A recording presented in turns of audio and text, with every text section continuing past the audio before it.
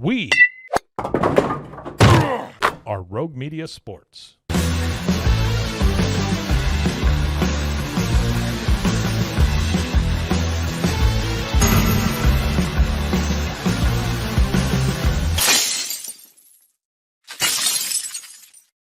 Hello, and welcome on into a Friday edition of the Cam Show on Rogue Media Sports Network. I'm your host, Cam Stewart, better known as Cam. Zach Burke keeps us on the air 5 days a week. We're live on YouTube, high noon Eastern time, just as we are every weekday, and then available wherever you get your podcasts as well. There's so much going on in the world of Boston sports today, but the world is stopping. Taylor Swift posted some picture with a vague caption, and so war is over. Peace has reigned over, except for all those of you who couldn't give less of a shit. You will see it on all of your Facebook and Instagram for presumably days. But today, we're going to be talking about a potentially shocking deal that could land Giannis Antetokounmpo to the Celtics. There's an NBA expert that says there's a real possibility of that. Plus, we will have Pete Souza on of the Pete Souza Show, and we will talk about the most embarrassing moments in sports history, but with a bit of a twist. And then a former three-time Stanley Cup winner is looking to get back in the game. Why the Boston Bruins are a super realistic fit for Jonathan Toews' comeback. All that and more on this episode of The Cam Show. We start with the Celtics. Bit of a shocking report yesterday. Brian Windhorst, who is, one of the foremost NBA writers, maybe the foremost NBA insider for ESPN now, is reporting that, look, you've heard Giannis deals for the Rockets and for the Spurs and for places like that, but look out for the Celtics. What? How does that work? How does Giannis Antetokounmpo end up with the Celtics? Well, Windhorst says, look, there's a bunch of Western Conference teams that could be looking after him, but Giannis is probably going to want to stay in the East. He wants to win another title, and the way easier path overall to get there is going to be in the East. He said about how Chris Finch was talking about how there's going to be, 11 teams in the Western Conference next year that are going to be good, and 42-40 is going to be a good record, and that Giannis probably won't want to play in that. He's on the wrong side of 30. He's ring chasing without really ring chasing. I mean, he's still a bona fide superstar, still an all-NBA first team kind of guy. So, but he's going to want to go to a place that's going to be championship ready. And clearly the Celtics, with their infrastructure, the people they have in place, and the fact that after this year, they will have another top 5 player and potentially 2 top 5 players on the same roster with Giannis playing alongside Jayson Tatum. Clearly that would be a championship core, and is one that Giannis could absolutely ride to an NBA title. You just saw that Celtics team led by Jayson Tatum knock his Bucks out in 2022, go to the finals, go to the conference finals in 23, and then win it all in 24. So they know that is a real possibility. Windhorst also said the Knicks would be involved in that as well, because when you think about the Eastern Conference teams that can actually put up a trade package, that's what they were. Obviously, the trade packages are better out west, just the facts of it. But if you look at what they can offer in the East, really only the Celtics and the Knicks can do that, where they can give up some big-time players, maybe not directly comparable to Giannis, but some pretty good players, all-star, all-NBA kind of guys, and some draft picks down the line. Celtics and the Knicks can do that. Now, this is where we need to burst the bubble a little bit, because here's where it doesn't make a ton of sense. Because in this deal, if you're the Celtics, you would have to trade Jaylen Brown, which, right? I mean, any big deal that you would make, any real big deal that you would make this offseason would center around Jaylen Brown, any blockbuster trade. And so let's play that out. Let's say that you trade Jaylen Brown for Giannis Antetokounmpo. You're still basically punting this year in that you're not going to be a championship contender because you're not going to have Jayson Tatum. So you'll be middle of the road Eastern Conference team, might even sneak home court in the first round if Giannis is fully healthy. And then the next year, you will ride with Giannis Antetokounmpo, Jayson Tatum, 2 all-NBA guys with championship experience, and there's your next window. Versus if you keep Jaylen Brown. And the scenario would be, if you keep Jaylen Brown, you'll be a decent team next year. You'll be a middle-of-the-road team in the Eastern Conference. You might even sneak for home court advantage in the first round. But you won't be a championship contender. And then the next year when Jayson Tatum comes back, you'll have 2 all-NBA guys with championship experience. That opens up your next window. All of those things are the same, except for the fact that Jaylen Brown's 3 years younger. So does it make a lot of sense from that guy, Brad Stevens' end? I don't know if it does. And trust me, I love Giannis Antetokounmpo. He's always been one of my favorite players in the league since he came in. Love his game. Love, the passion that he brings to it. But I would love to see him on the Celtics. But we're really not This is a very lateral move in a lot of ways. Is he a better player than Jaylen Brown? Of course he is. Of course he is.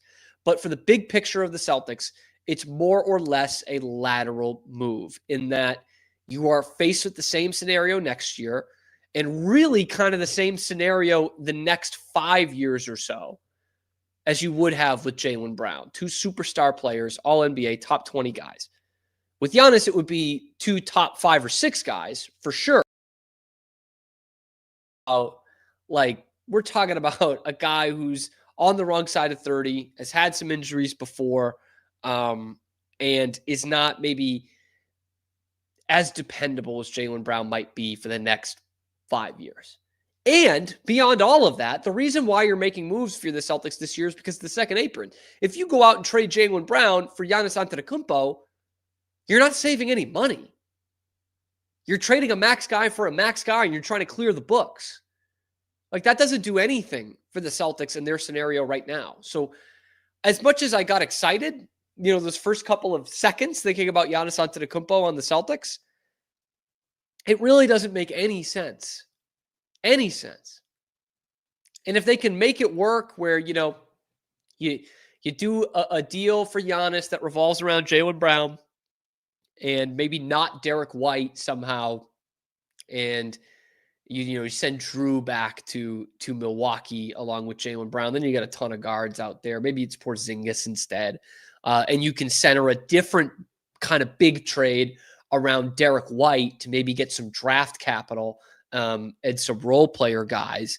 Then maybe you can piece it together so that by the time Tatum is back in 26, 27, he's playing alongside Giannis, you've got the rest of a championship roster around him. I trust Brad Stevens can do that, but that's a lot of moving parts. Where instead you can either do a Jaylen Brown deal that yields some great draft capital and some good young cheap players, or you can, do a deal where you're maybe trading Derek White instead, and you're building up some draft picks and some pieces that you could move around at trade deadlines, be it this next year or the year after when Jayson Tatum comes back. And I think Brad Stevens can build a championship roster around that just as easily, maybe way easier than he can by getting Giannis Antetokounmpo in the door. And I know the report is the report of a report basically is that he wants to be in the East. He hasn't said anything about that, but that's all of us inferring that with wanting to play at a championship level, it's probably going to be easier to get there as an Eastern Conference team. But considering next year, Giannis, you can play with Derek White and Peyton Pritchard and Al Horford or Victor Wembanyama. That seems like a different deal to me. You know what I mean? I know Tatum comes back after next year. You still don't actually know that he's going to be the same player, but with his limited injury history and with how good he is, he should come back and be, or could come back and be, still a top 10 player in this league. And certainly Giannis would still fit that mold too, but it just wouldn't really make any sense. Right? I don't really understand. And again, Windhorst is not saying he's going to go there.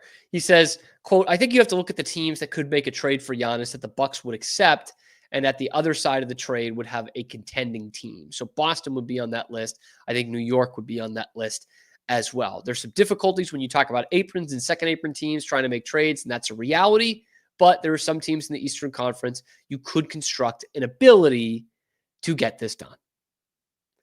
And certainly, I would say this, like, there's no doubt Giannis looks at the Celtics the last few years with real jealousy, right? Because they have been able to build around their core of a superstar, super duper star in Jayson Tatum and another star in Jaylen Brown. They have been able to build around that. The Bucks have not. The Bucks did it in 2021. And what's ironic is that one of the key guys they put around Giannis was one of the key guys they put around Jayson Tatum, Drew Holiday. And now they feel like they went all in with the Dame Lillard thing, and they got worse. There's no ifs, ands, or buts about it. They became a worse team by getting Damian Lillard rather than Drew Holiday. And they haven't found the ways to build around those two kind of max contract top 20 NBA guys. The Celtics have two max contract guys, both top 20 players. Was the window short? Yes, it was. 2 years. 2 years. But they got another championship done, and they were set up for the future that they could do that again. And they have a GM who's proven that he can do that. The Bucks, they're getting worse. It's going backwards. And certainly, Giannis looks at this and says, you know, I'm just as good a player as Tatum, if not better, probably better. And yet, they keep on plugging away, and we're going out in the first round. You know, they haven't gotten out of the first round since 22. In that time, the Celtics have made a conference finals and have won an NBA championship. So certainly, Giannis looks at that with some kind of jealousy. Maybe he does that with the Knicks now. I doubt it after that. But they made the conference finals, right? And they beat the Celtics. So maybe he looks at that and says, why can't I be in a place like this where I can have a GM that knows how to build around a player of my caliber, of my ilk, and we can get this thing done and we can have a window of a couple of years here. That's the only thing I could think of is why this Giannis thing might work. Certainly the Bucks won't want to trade within the conference. Giannis will have some say over this, but he's got 3 years left on his contract. They don't have to trade him right now. They really don't. So I would think that a San Antonio thing would be much more likely than the Boston Celtics. But if that does happen, maybe that second championship window with two guys over the age of 29, Tatum will be 29 when he comes back.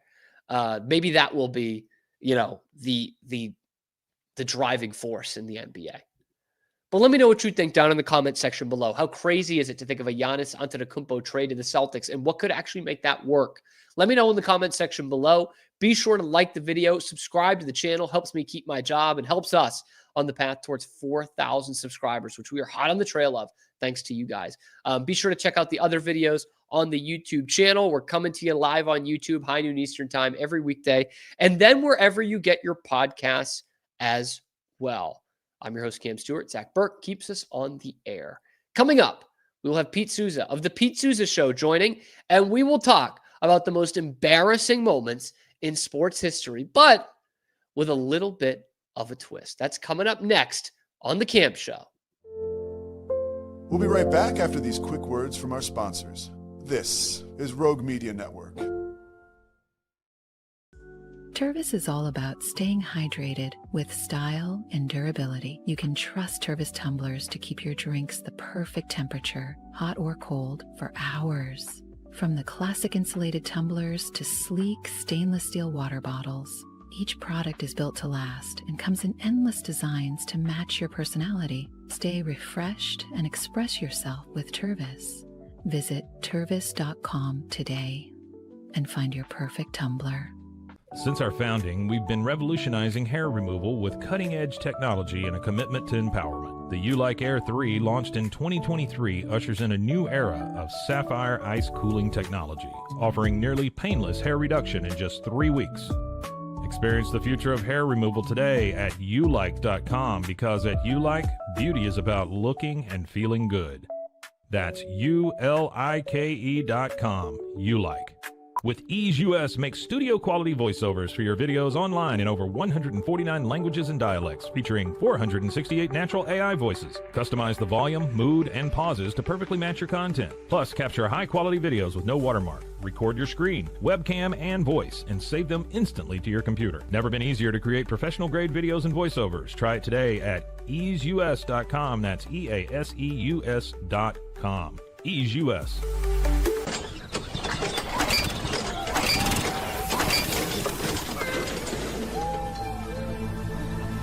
Just use AMP-Pace. AMP-Pace.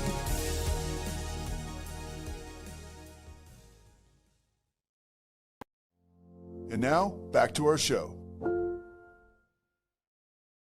Bringing it back on the Cam Show on Rogue Media Sports Cam. Network. Y'all mind if I bring in Pete Souza real quick? Here How's he it is. going, Cam? Pete, it's great to have you, Cheers. as always. Pete Souza of the Pete Souza Show. I wanted to talk about, this is our Friday segment where we get kind of weird with it sometimes, and there's no one better to talk about weird sports stuff with than Pete Souza, because last night, Pete, I know you're not a huge hockey guy, so I doubt that you saw I know what you're this. talking about, though. It was that big a story. This was crazy. So the Stars are facing elimination in this game last night against Edmonton, and 7 minutes into the game, they're down 2-0. Edmonton has only had 2 shots, and it's 2-0. Dallas calls a timeout to kind of settle this thing down. Pete DeBoer, their coach, who's one of the great coaches to never win a Stanley Cup, is railing on these guys, and he sends them back out on the ice, and you see him, he yells at his goalie, Jake Ottinger, all-star goalie, going to be on Team USA next year. Certainly, you could argue the best player they have. And he like screams at him. He's like, get out of here. And he pulls him from the game 7 minutes in. And they send in Casey DeSmith. And it's one of the most bizarre scenes I've ever seen. What was the score when he did that? It was 2-0. It was 2-0 with 53 minutes of hockey left. It was 2-0, and he pulls him, and it becomes this weird thing. Sean McDonough is on the game, and Ray Ferraro is the color guy, but he's in between the benches, and they're like kind of almost arguing back and forth of like, why is Pete DeBoer doing this? And Ferraro's like, yeah, well, you do it to spark a team. And McDonough's like, but none of those were his fault. Like, it was this bizarre thing. And it gets to the point where Ferraro has to be like, look, I was on those benches, Sean. Okay, I know why they do this. You might not agree with it, but this is why they do this. And to make it even worse, Was it tense between the two of them? there's a little bit of tension. It was short. Yeah. And to make this all worse, Pete, so Jake Ottinger has this just embarrassing moment where he gets pulled and nobody really is agreeing with it. And then because Ray Ferraro is in between the benches, you get this bizarrely humiliating moment where Jake Ottinger has to sit next to Ray Ferraro, who is doing the classic broadcaster thing, which we would all do, which is I'm going to try to lean to this side so Jake Ottinger doesn't hear me doing my job and talking about how much he actually stunk in this game and why it's really bizarre that Pete DeBoer is doing this. Like, here's one of the, this is probably the most embarrassing moment in Jake Ottinger's career. I would imagine, because I was watching, there was an NBA playoff game on at the time that I was keeping an eye on or was watching. And of course you do that while you're on Twitter. And everybody was talking about that dude getting pulled. And I think it wasn't actually you. Somebody else talked about, I think Sean McDonough disagrees with this move. Yes. And credit to McDonough. He's one of the only guys, if not the only guy at a major level that does this, but he will question coaches. He will criticize officials. He's like the only play-by-play guy that does it, other than Pete Souza on ESPN Plus. Yeah. But it kind of starts the discussion. I think it's good because you get a guy like Ray Ferraro who did play in the league a long time, and we can kind of have a discussion about it. But yeah, it was really, really weird. Did you find that it enhanced the broadcast, the two of them going back and forth, or was I liked it awkward? Yeah. No, I liked it. It was awkward, but I liked it. Yeah. It. That's because that's not something you're going to get on an everyday broadcast. And that's where, again, like, I don't need the former players to be cliche machines, which is what they usually are. I want them to lean on their experience. Yeah. And this is a way, albeit in a kind of awkward, kind of tension-filled way, but a way that he can lean on his experience. Like I thought of one. You remember when Baylor played in the national championship game against Gonzaga? Yeah. And Grant Hill was one of the color guys, and he had like a perfect bit of commentary to open up the game because Gonzaga had beaten UCLA on a half-court buzzer beater in the semifinals. Suggs. Yes, and Grant Hill was talking about his freshman year in '91. They upset UNLV in the Final Four in the semifinals, and it was a huge upset, as you'll remember. I mean, UNLV beat them by 30 the year before. They were undefeated, and so that was a huge shock. And he talked about how all of practice the next day, Krzyzewski was telling them that didn't mean anything. That wasn't worth shit. You've got to put that past you. And it was just this whole mental thing of that. And he was like, that's what Gonzaga's got to go through right now. And I just remember thinking, like, that's the perfect bit of commentary. If you are one of the few people who's actually been in something like this that can give some color to what we're watching right now. And so, yeah, I like that kind of thing. I like it. And we'll get into this, what we're actually talking about here. I promise I'll let Pete talk in a second. No. I was frustrated that night because I was really pulling for Duke, but I had to altar boy. So I had to miss because it was the night before Easter, and somehow I got stuck with the Saturday night mass. And so I had to do that before. That's so against you. You strike me as such a UNLV guy. Yeah. Like you were so into the Raiders and NWA. Like, how were you not pulling for UNLV? I liked Christian Laettner a lot. Pete at his Catholic high school was like wearing a uniform every day. Was like, I can't stand these preppy Duke kids. But apparently that wasn't the case. I like Duke. I love Coach K. I think it was Quinn Snyder who I fell in love with. I really like Quinn Snyder. Because Duke, if you remember, there was a time when they were sort of like the underdog. Like they beat Georgetown and Alonzo Mourning at the Meadowlands to go to that '89 Final Four. So because '91 they still had not won a title. Nope, and I hated Georgetown, hated. So when Phil Henderson dunked on Alonzo Mourning, that was like I was like, oh okay, I'm into these guys. Yeah, love that. Yep. So into what we're actually talking about, which are these embarrassing moments in sports. I say with a twist because I wanted to look at it through the view of what we saw last night, where it's not like, oh, Jim Marshall ran the wrong way. That's embarrassing. Yes. It's like, here's a player at the peak of his powers being humiliated by his coach or a teammate. And I'll start with mine because this is what it made me think directly of. And there's a ton of comparisons on it on social media. Patrick Roy, his last game with the Montreal Canadiens. This was December of '95. So he'd been there about 10 years. He won 2 Stanley Cups. He was already St. Patrick. He was one of the great goalies of all time. And he had already been at odds, I guess, with Mario Tremblay, his coach, a little bit. And they play this game against the Red Wings, and Tremblay leaves him in to give up 10 goals. Like that never happens. Like goalies really don't make it past like 5 or 6 most of the time, let alone a legend, like maybe the best goalie of all time, Patrick Roy, is in there for fucking 10. And he's almost like begging to be pulled from the game, which, and it doesn't happen until the third period. They finally pull him. And at the Forum, the owners sat right behind the bench. And Patrick Roy goes to his seat behind the bench, like sits there, takes his mask off and everything, crosses in front of his coach, Mario Tremblay, to where the owner's box is. And he says, I'm never playing another game here again. Walks back in front of him and sits down, and he's traded a few days later in one of the most seismic trades in NHL history. He says, wow, fuck this. I'm never playing for this guy again. Or he says, like, I played my last game for the Montreal Canadiens. And he sits down. This Quebecois icon is just like, I'm done. After he was so thoroughly humiliated. At the Forum, too. At the Forum. Yeah. The fabulous Forum.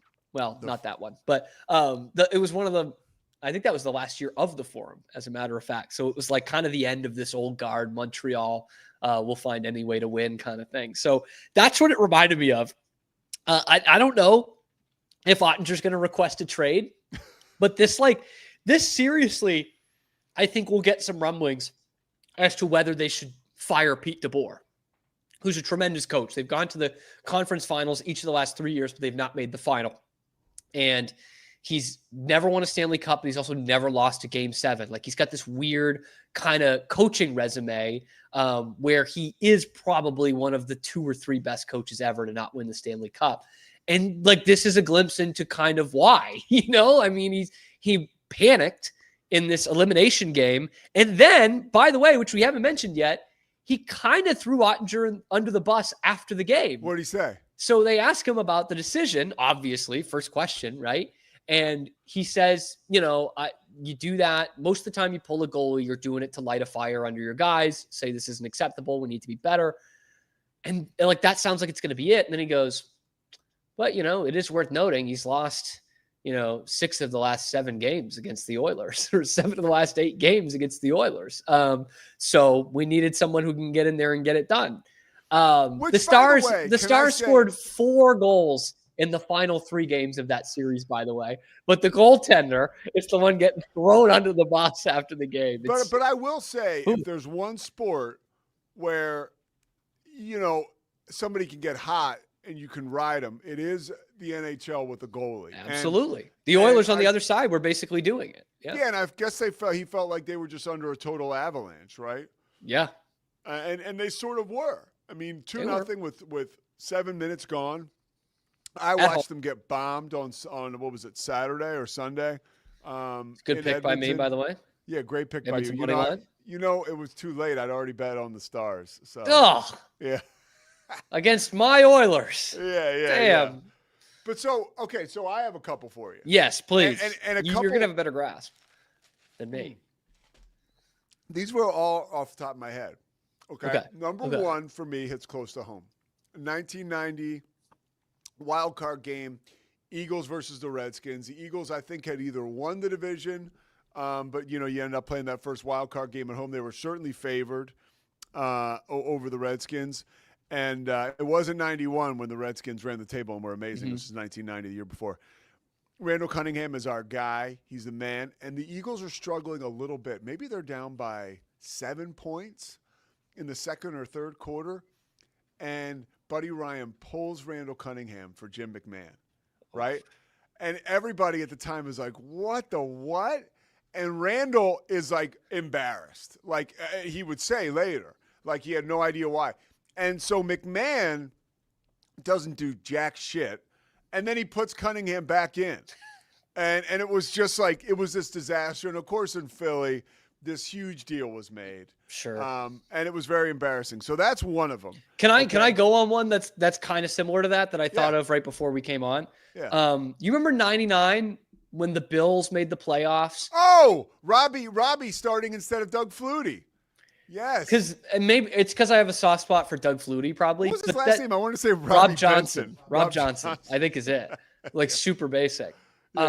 Like it sucks. So he was like the big, tall, prototypical surfer quarterback. And they just paid him a shitload of money. Yes, and that's really what. But Flutie was the guy that got him into the playoffs.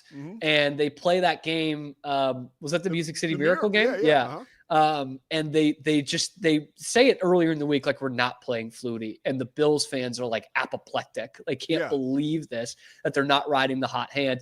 And you could say that boneheaded Bills decision does lead to, or at least plants a seed for 2 years later when a superstar, prototypical Pro Bowl quarterback is back from an injury, who they've just paid a shit ton of money to, and instead a team in the AFC East decides to ride the hot hand instead, and Drew Bledsoe stays on the bench. That's another embarrassing moment.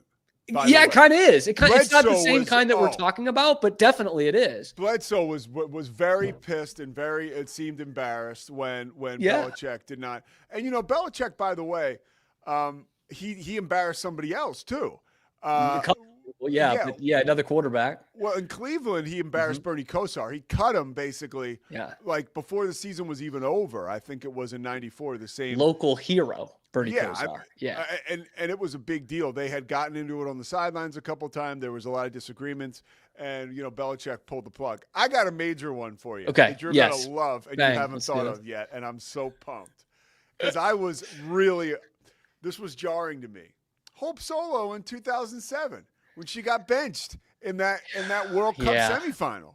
Yeah, no, it's a good one. Huge deal, and she freaked out, dude. And they were like, "Don't come." That was such a mess. Because like she throws her whole team under the bus, calls out the coach and everything. Yes. But the problem with that is she was right. She was 100% right. Like it's such a dick thing to do. But she's like, was it right after the game? Yeah. And she was like, I don't know why you did that. I'm a better goalie than Bryce Curry. I don't know why you did that. And then they conveniently left her wherever that World Cup was. The team played, left without her. She must have been such a huge pain in the ass. Oh my God, man. Yeah. Like you wouldn't believe, but that's a great one. Like she was the goalie the whole time. And it was I don't even remember who the coach was. Completely boneheaded, stupid decision to be like, oh, Bryce Curry's been in these games. Well, it was because you and I watched ago. The Untold months ago. I think it was because some of the veteran players were like, you gotta let because Scurry. Yeah, it's such a dumb move though. It is so dumb. I got another one for you. Okay, let's do it. Where someone tried to stave off embarrassment for somebody else, and it backfired. You ready for this? Yeah. John McNamara leaving Bill Buckner in the World Series in Game 6. Now, here's the thing. Buckner had no business being on the field. No, he didn't. And they were going to take him out, but he left him in because he wanted Buckner on the field when they won the World Series, right? It's so classic Red Sox, man. But that's true. Is that not true? It is absolutely true. So he would have Dave Stapleton come in and be a defensive replacement late in games all the time, like seventh inning on. He put Buckner out there because he thought Buckner had a long career at that point. He deserved to be on the field when the Red Sox finally won the World Series. And it's horrible. Like it's absolutely heartbreaking, especially with how the treatment of Buckner was later on after that. Yeah. But it's just so quintessential, like sports movie villain shit. Like, oh, you think the game's already over? By the way, at Shea Stadium, the scoreboard had flashed. Congratulations, 1986 world champion Boston Red Sox. They had the tarps up in the locker room. You ever hear Clemens tell this story? No, I know. So Clemens was a starter in this game. Yeah. In Game 6. He shaved and stuff, and he looked all clean cut. He went back to the bullpen. I remember that. Yep. And he was kind of like going back and forth at times. And I think it was actually Costas who was telling the story that I wanted to talk about. But Clemens had talked about how he saw the tarp up there. And Costas was ready. He was getting ready to prep. They had Tom Yaki's widow ready to be interviewed. And Costas is thinking in his mind, because this is pure classic Costas. He's thinking in his mind, I'm going to be the first person ever to announce on TV that the Red Sox are the world champions, or do an interview where the Red Sox are the world champions on television. And as soon as the passed ball, the wild pitch, goes by Rich Gedman, which was the pitch before, that allows Kevin Mitchell to score and tie the game. Yep. You've like a NASCAR pit crew, everything starts coming down, and they have to, as the winning run is scoring, they have to wheel the champagne out of the locker room as quick as and they got it out just in time to make sure none of the Red Sox came in and saw that. So poetic of Red Sox futility and choking hazards. But yeah, that's a good one. And he ends up getting really embarrassed by that. And it's pretty much like everyone else's fault, by the way. Yeah, I mean, Sean McNamara's fault. It's Bob Stanley's fault. For like the game was already tied. You ask 10 Red Sox fans what the score of that game was. When the ball goes through Bill Buckner's legs, 9 of them will tell you that the Red Sox were winning. They weren't. They were not. It was tied. No. They had already blown it. They had already blown the damn thing. Like that was just like a nail in the coffin, right? And Bill Buckner, unfortunately, becomes kind of the scapegoat. And, he was also rushed because Mookie was so fast. Yeah, he wasn't going to get him. It was not going to be a 3 unassisted. There was like a wicked spin on the ball. It was just the worst case scenario. It's honestly, it's a play you'll see. I mean, specifically today in Major League Baseball, you'll see that play once a week. Yeah. by some infielder, a ball with some backspin and it gets through. It probably shouldn't, but it does. And most of them are not as hobbled as Bill Buckner was. No, and that was the thing. He really kind of couldn't get low enough for couldn't it. It was move, a shame. Man. Yeah. That is a good one. Yeah. There wasn't a lot of time. Like all these other ones, these guys, Randall Cunningham and Doug Flutie and Jake Ottinger, are like shown on camera like 50 times during the game. Yeah. And so it just adds to the embarrassment. But yeah, that one was at the end. That's a tough one. Pretty Hope good. Solo was shown a lot during that game. Damn, man. Which I never minded. I'm sure you didn't, Pete. No. Don't worry. Christy doesn't watch this one. Big Solo guy. Big Solo guy. Yeah. I don't know. I'm still not on board with that. You've really gone to bat for her quite a bit, but I think she's she's hot, but I'm saying like all the other stuff. All the other stuff. Tomcat, I bet. Oh yeah. She could get after it a little bit. What was the other thing I was gonna ask you? Oh, I was trying to explain this to my girlfriend yesterday, and she didn't really get it. So I'm wearing the jersey of a team I don't actually really root for right now. I do that all the time. So I have a hockey jersey collection. So I have a lot of jerseys of teams that I wouldn't say I was a fan of. I do actually root for the Oilers quite a bit, but I'm not a fan, right? I'm a fan of Boston teams, and that's it. And I was trying to explain to her because we're watching something on YouTube that was from like the 90s, and it was it was Kerry Wood's 20 strikeout game. I was watching the highlights of it. 98. And there's a bunch of people in the bleachers at Wrigley that are holding up the Ks. And there's like 3 guys who are wearing like different teams and different sports jerseys. It was like a Junior Seau jersey, a Michael Jordan jersey, obviously in Chicago, and all these things. And she's like, why are they all wearing like different jerseys like that? It's so weird. Like different teams' hats. And I'm like, this is tough to explain. Pete will get it 1,000%. But like in the 90s, that just happened. Like, you just had cool looking jerseys or cool players jerseys. Like this was the beginning of mainstream jerseys, right? And like, so you watch any game from the 90s in any sport, and you're just going to find random jerseys in the stands. Cause it was a thing of like, oh, I'm going to the Red Sox game. I've got a Wayne Gretzky Kings jersey. Like I'm just going to wear it to the game. I don't know exactly the mentality, but am I wrong? Like as long as everybody it's not, had, as long as it's not the opposing, as long as it's not the sport and it's not another team. Like I last year went to a Rangers game with Christy, and I wore a Lenny Dykstra jersey just because, Nice. But that is your team though, so that's a little bit my different. squad. Yeah, but I totally get that, and even to you, like wearing the Oilers jersey, like. I am such a kid in a candy store when it comes to jerseys, and I love like players and how certain players pop. So like I love, I have my teams, but I love like the individual jerseys of guys. I think it's awesome, Yeah, I like this is a Connor McDavid one. I'm a huge Connor McDavid one. I would feel weird going through this era of NHL and not having a Connor McDavid jersey. There's a couple here. I got a Cam Scatterboo jersey in here. I got last year. He's like, I'll get you a Cam Stewart root jersey for that guy. I've got one coming in today. You'll like this. I've actually got a couple in the mail, which is not great for my spending, but it's a Carolina Hurricanes jersey. Mikko Rantanen, who played there for about 2.5 weeks. And I was like, this is cool. I want to do this. I customized it. They had a huge sale. It was like $100. Usually these things are like $260. Yeah. To customize it and put his name on the back. So I don't know if you followed the story. Last one before we get you out of here. Yeah. But he was playing for the Avalanche. They didn't think they were going to be able to sign him this summer. So they traded him like a month or so before the deadline because they had that 4 Nations break. And they traded him to Carolina, and he made it clear pretty early on. He's like, I'm not re-signing here either. So he played there for like literally like 2 weeks worth of games. And then they traded him at the trade deadline to Dallas where he extended. Let me ask you, did you customize it through their team store? No, it was through a third party. See, I can't, it's funny. I've gone to the store in person in Norman, the Oklahoma like bookstore or whatever, book jersey place.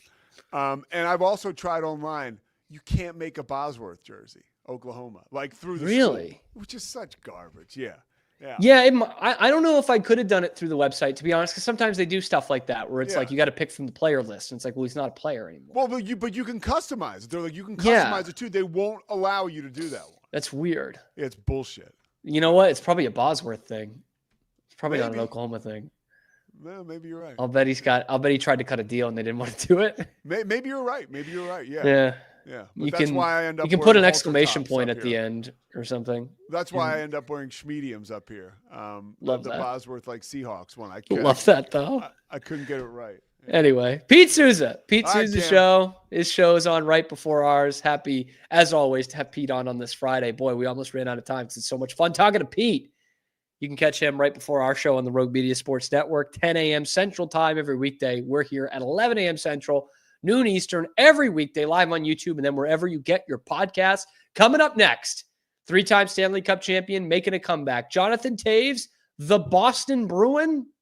It's not as crazy as you might have initially thought. That's coming up next on The Cam Show. We'll be right back after these quick words from our sponsors. This is Rogue Media Network.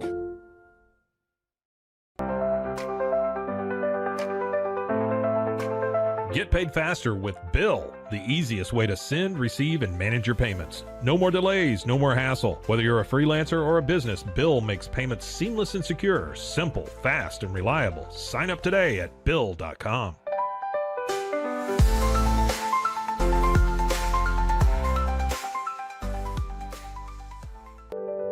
Overwhelmed by your inbox? Clean Email is here to help. Organize, clean, and manage your emails with powerful automation tools. Say goodbye to spam and clutter and enjoy a stress-free inbox. Try Clean Email today at cleanemail.com. That's CLEAN email.com. Cleanse your body of accumulated toxins and embark on your wellness journey at your own pace. At Global Healing, we provide premium supplements to help your body heal naturally. Combine that with OrganicHemp.com's top quality CBD for ultimate balance. Start your healing journey today at GlobalHealing.com and OrganicHemp.com. Unlock a world of convenience with Mully Box, your one-stop solution for personalized subscription boxes delivered right to your door. Each box is tailored to your taste. Experience the joy of surprises. Subscribe today at mullybox.com. That's MULLYBOX.com. At Tusain's, we understand that maintaining a healthy lifestyle can be challenging, especially in today's fast-paced world. That's why our mission is to make fitness accessible to everyone, anywhere. Committed to excellence, we adopt a user-centric approach guided by ergonomics and medical science. With a team of seasoned professionals in R&D, design, and manufacturing, we prioritize quality across our entire product line. Visit Tusains.com today and start your journey to better health. That's TOUSAINS.com. And now, back to our show. Back to the Cam Show, Rogue Media Sports Network. Appreciate you guys joining along live on YouTube, high noon Eastern time, and then wherever you get your podcasts as well. On this Friday, ending the week, we've talked hockey already. The Jake Ottinger embarrassment. I mean, just wild, absolutely wild that we saw that. We also threw out a crazy scenario that includes a Boston sports team in a weird trade getting Giannis Antetokounmpo to the Celtics. Let's combine those two things. Let's combine hockey and crazy, weird scenarios where former superstars come to play for Boston, shall we? Reports yesterday made it clear that Jonathan Toews is 100% in on coming back to the NHL, according to Pierre LeBrun. The Boston Bruins would be a pretty great fit, actually.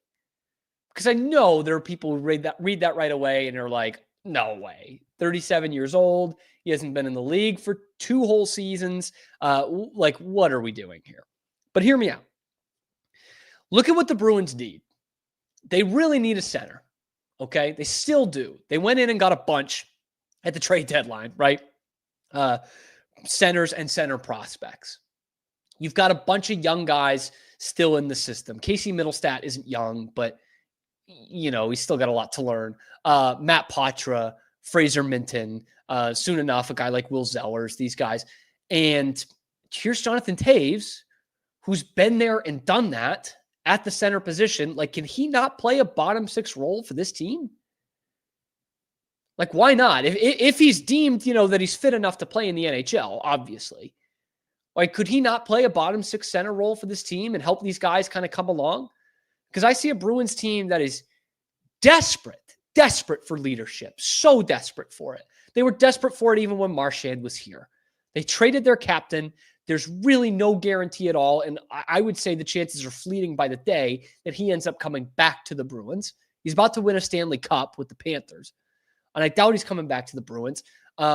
There's been all kinds of question marks around guys like David Pastrnak and Charlie McAvoy and their leadership within the room, right? Because things started to fall apart when they were the alternate captains. Now, Pastrnak did show some great signs of leadership on the ice. But here's a guy who comes in, captain serious, captained 3 Stanley Cup teams, 3 of them, one of which you know very well, Bruins fans. Like, can he not give you that? He can give you a bottom 6 center role. He can give you real tangible leadership in the locker room. A guy who has his name on the cup 3 times. You're going to have a pretty green coach no matter what. Right? Unless it's Jay Woodcroft. None of these guys have been a head coach in the NHL before. Jay Leach, Mitch Love, Marco Sturm. New coach coming in. All kinds of drama in the front office. A bunch of young centers. And a lack of leadership. Jonathan Toews helps, if not fixes, all of those things. All of them. And of course, he'll want to be on a contending team. Of course. And the Bruins aren't really that. They could be a playoff team. But they're not really that yet. But then again, how many of these contending teams are looking for someone like a Jonathan Toews? Because one of the names I saw was the Stars. And again, you're looking for some bottom 6 production, like most teams are, right? But they have seen Jamie Benn's game go to absolute hell the last year. Anyway, he was invisible, an absolute ghost in the playoffs. Tyler Seguin wasn't much better. He scored a couple goals, but wasn't much better. And so I don't think the Stars are looking at that and saying, we need another one of those guys. We need another one of those guys who hasn't played in the league for 2 years. Probably not. The Jets are one that comes up. That would make a lot of sense.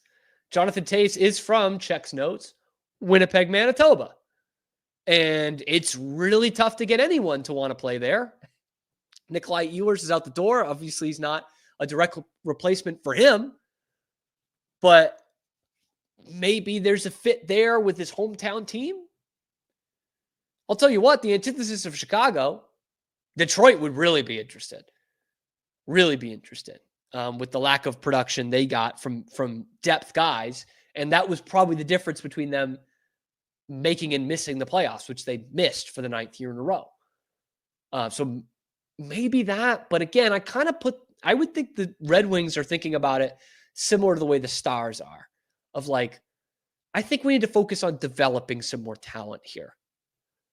The Bruins are somewhere in between, where they're not a Stanley Cup contender. They can maybe make the playoffs next year if Elias Lindholm and Jeremy Swayman turn their game around the way they did at the World Championships.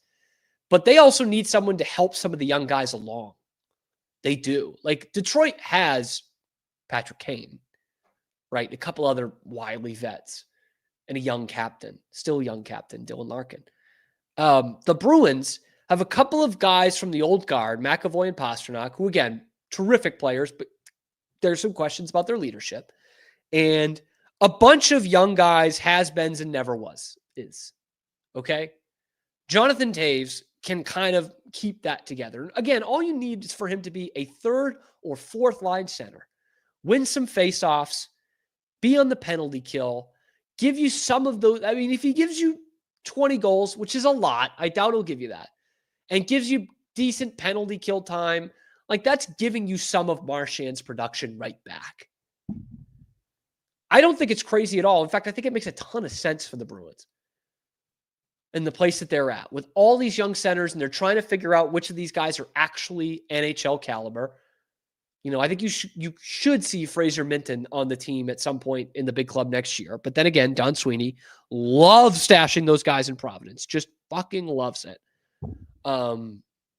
So you should see Fraser Minton. You have to get more out of Matt Patra. And like, who better to take these guys under their wing than Jonathan Toews? I mean, seriously, who better than that? And you're trying like hell to get any of these guys to become a Bergeron. You're not going to make these guys Patrice Bergeron. It's just not going to happen. No chance. Patrice Bergerons do not grow on trees. And you got the last ounces probably of good hockey out of Patrice Bergeron. That said, I can give you diet Patrice Bergeron right now. I can give you bottom 6 Patrice Bergeron. Bottom 6, mid to late 30s Patrice Bergeron, which is what you were so desperate to keep in 23-24 and this past year. Jonathan Toews is that. He's not the player that Patrice Bergeron was, but he's not that far off, and he's the same age. So there it is. You want that kind of mentality, that mentorship? It's time to think about Jonathan Toews, because you sure as shit know the Bruins are not going to sign a marquee free agent anyway. So you might as well get someone that the fans have heard of and can actually help your locker room and your on-ice production. Jonathan Toews to the Bruins. Book it.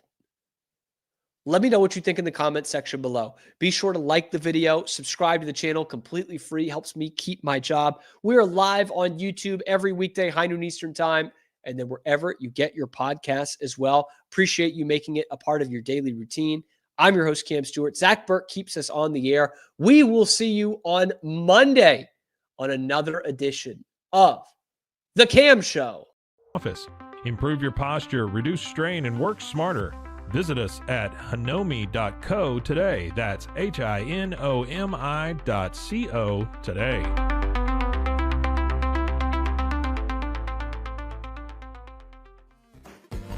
Compromising security. Visit internx.com today and take control of your digital life. That's INTERNXT.com today.